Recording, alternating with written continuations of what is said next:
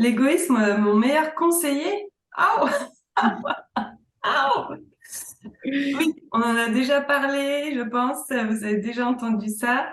On va vous donner notre avis avec Laurence sur le sujet. L'égoïsme, notre meilleur conseiller. À tout de suite. Yes. Coucou Laurence, ça va? Ça va bien, merci. Donc aujourd'hui, on parle d'égoïsme, c'est ça? Ouais, parce que c'est vrai que avant d'ancrer, tu sais, des choses dans notre expérience, des certitudes, on entend des choses comme ce truc-là. L'égoïsme est notre meilleur allié, notre meilleur ami, notre meilleur conseiller. Et ça fait mal sur les valeurs, tu vois, comme si est-ce que je suis toujours une bonne personne si je suis égoïste? On nous a appris depuis tout petit que non. Mm. Donc on va faire le tri un petit peu là-dedans. Ouais. Bah oui, parce que l'égoïsme, c'est pas bien d'être égoïste, c'est pas bien de. Voilà, on attache énormément de choses négatives sur l'égoïsme, sur le. J'ai envie de dire la définition enfin, commune du mot, parce que finalement, quand on le décortique étymologiquement, l'égoïsme, c'est pas l'idée reçue qu'on a autour de voilà, cette notion qui est vraiment hyper négative dans notre société. C'est pas bien d'être égoïste, c'est pas bien de penser qu'à soi. C'est vraiment cette idée qu'on ne pense qu'à soi au détriment des autres, Mm. alors que si on va à la racine du mot et aussi dans euh, la terminologie de développement personnel autour de l'égoïsme, c'est pas du tout ça en fait. Donc notre ego, c'est notre meilleur ami. Si, c'est notre meilleur conseiller. Mais bon, on va en parler un peu plus Ouais.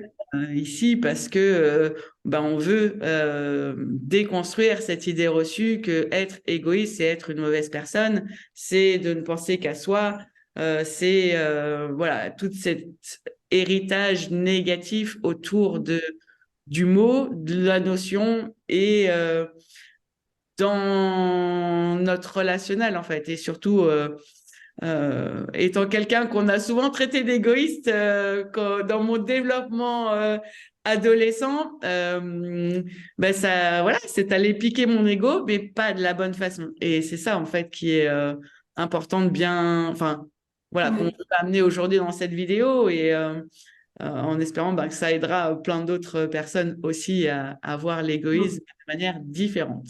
Ouais. Parce que aussi en tant que femme, on va pas se le cacher, on est éduqué pour servir. Mhm, exact. Donc voilà, toi, ça correspond aussi à ton chemin de ne pas avoir eu d'enfant, de ne pas avoir eu de famille. Donc tu es quelqu'un d'égoïste. Tu ne penses qu'à ton bien-être. Moi, je suis maman au foyer. Non, je suis entrepreneur, mais je travaille à la maison. Ouais. Mais il y a aussi maman au foyer qui est pas loin et qu'on vient me montrer régulièrement. Et donc, je dois servir ma famille en priorité. Et ce n'est pas non plus ce que je souhaite tout le temps, parce que je ne suis pas que ça. Et Ouais. donc, je suis égoïste aussi. Après, donc en tant que femme, voilà, on est amené enfin, on est éduqué à servir, à prendre soin des autres, voilà, comme mère nourricière, tu vois.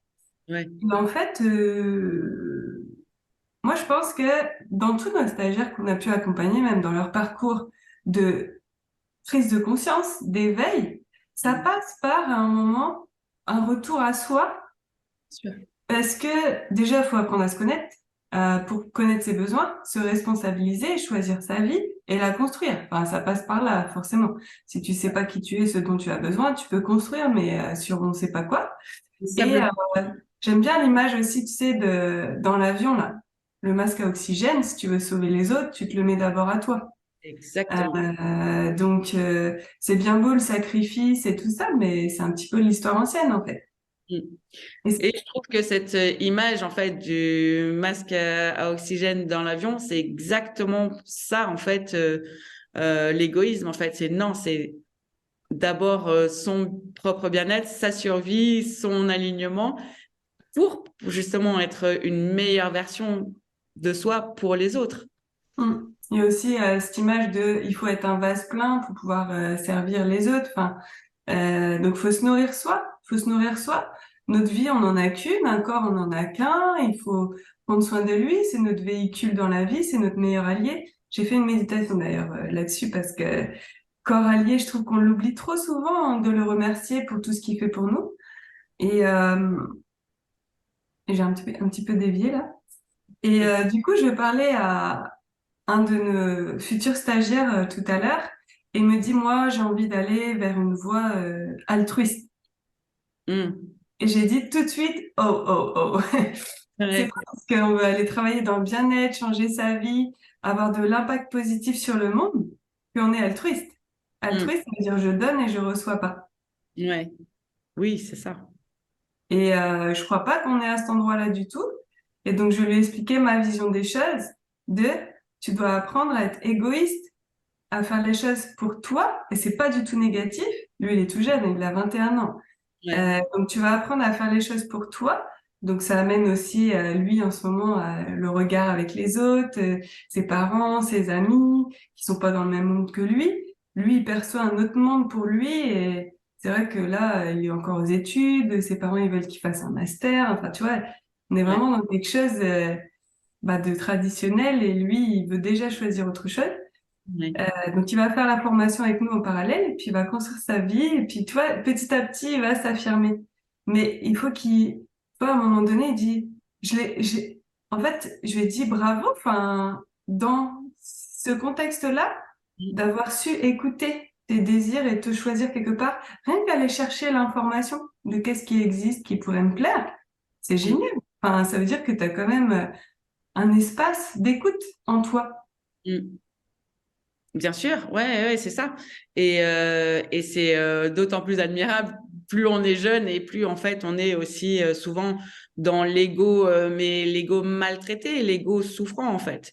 Et c'est ça en fait pour moi la mauvaise conception autour de l'égoïsme, c'est qu'en fait on attache l'égoïsme à un ego en souffrance en fait, à un ego blessé et non pas à un ego en Mm. bonne santé, Mm. un ego qui justement est là, comme tu disais, écouter sa voix intérieure, parce que c'est ça en fait l'ego. L'ego, c'est euh, notre meilleur ami qui nous aide à survivre, à être à nous protéger en fait. Il sert à ça l'ego.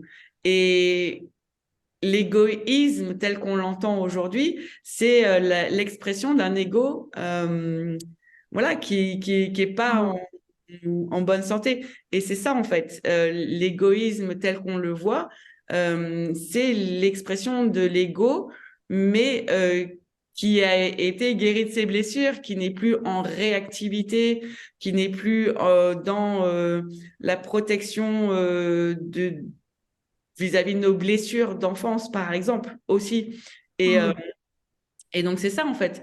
Euh, L'égoïsme euh, équilibré, j'ai envie de dire, c'est ça, en fait. C'est l'expression de notre ami intérieur, parce que notre ego, c'est notre ami, c'est notre guide. Mais il faut d'abord avoir aussi été regarder euh, Mm. ce qui peut le faire agir en réaction et non pas en intuition, en alignement et en abondance vers justement cette envie du meilleur et non pas cette envie en défensive. Mm. Et ça me paraît énormément ce que tu dis. C'est Mm. vraiment, de toute façon, enfin, je l'avais perçu, tu vois, dans les gens qui nous appellent, c'est des gens qui ont mangé leur pain noir et qui sont sur la phase évolutive et qui savent juste pas comment faire. Ils Mm. n'ont juste pas les outils, l'accompagnement, tu sais, ils sont tout seuls dans leur coin Ouais. et ils perçoivent plein de choses, ils ont plein d'idées, ils ont une voix quelque part. Mm. Et sauf qu'ils ont du mal à la voir concrètement, à s'autoriser à la mettre en place et à savoir comment faire. Bah oui, Et nous, c'est on parce arrive qu'en à fait, ce moment-là et en fait, on arrive sur des égos guéris. Tu vois. mm, ça. c'est ça. Et puis, il y a tellement de culpabilisation autour de cette notion d'égoïsme que c'est une déconstruction de plus, en fait, à faire aussi dans ce chemin d'évolution, de déconstruire ce dont on vient de parler, de la vision, la perspective qu'on a sur l'égoïsme, en fait. Et justement, d'avoir mangé son pain noir et de décider de se choisir en premier, ce n'est plus l'expression d'un ego blessé et d'un ego qui n'est pas en alignement, mais au contraire, en fait, c'est l'expression d'un ego qui a évolué et qui est justement dans ce rôle de meilleur conseiller qu'on est. Je serais extrémiste, je dirais c'est la seule voie possible. Ouais. Bon, malheureusement, je suis tolérante et je vois que tous les chemins sont différents et chacun a sa place et tout est parfait et tout ça.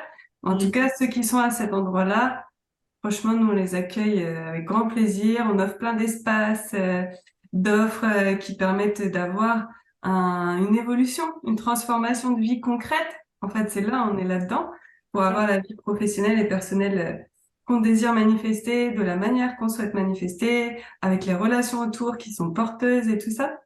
Et ça existe et c'est pas loin et c'est faisable. Mm. Et donc, c'est comme vous l'avez compris, c'est ce qu'on vous propose. Donc, si vous avez envie de nous contacter, vous retrouvez tout ça sous cette vidéo. Vous aurez tous les liens, vous trouverez tout.